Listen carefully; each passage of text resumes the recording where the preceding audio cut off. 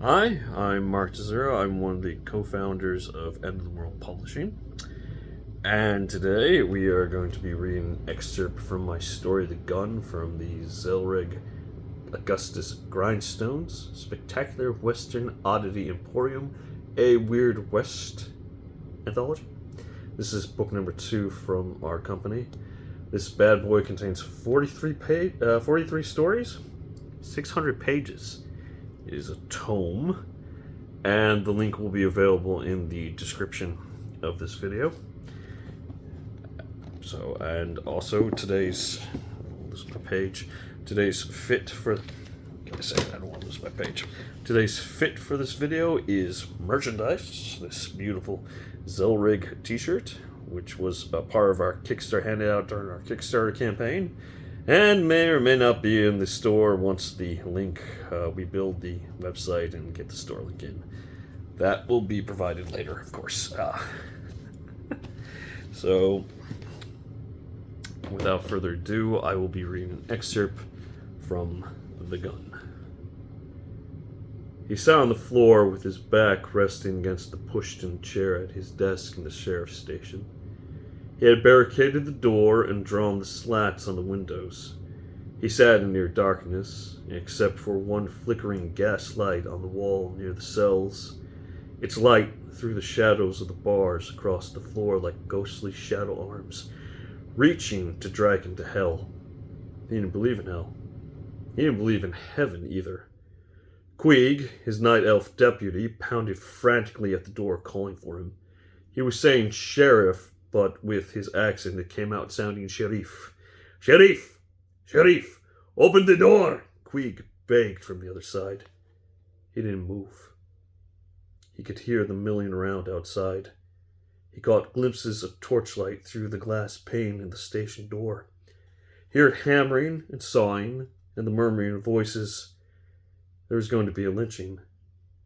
His lynching. But he was a soldier first before becoming the sheriff of New Canaan, and he would go out on his own terms, not theirs. Adam Caulfield would not die with a rope around his neck like a common criminal.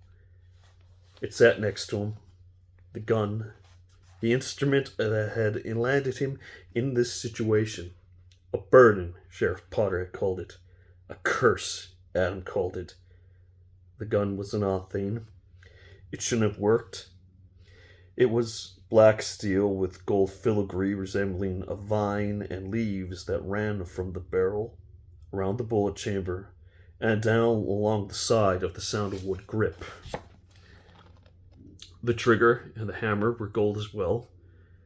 Someone had put a hand pump on it like a shotgun or a rifle, and the hammer would not draw back until it was pumped.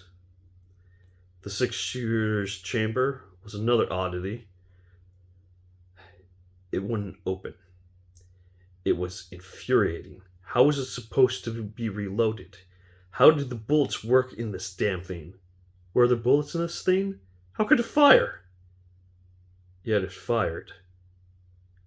Adam heard Potter's voice again tell him, "It only kills bad people."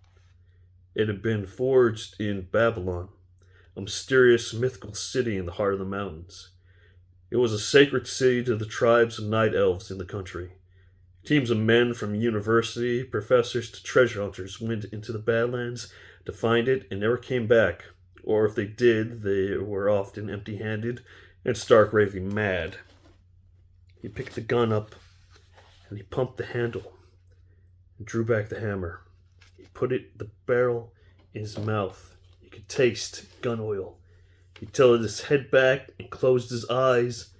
And now pressure on the trigger is all it took. He squeezed. Adam growled in frustration and squeezed again. He screamed and squeezed again.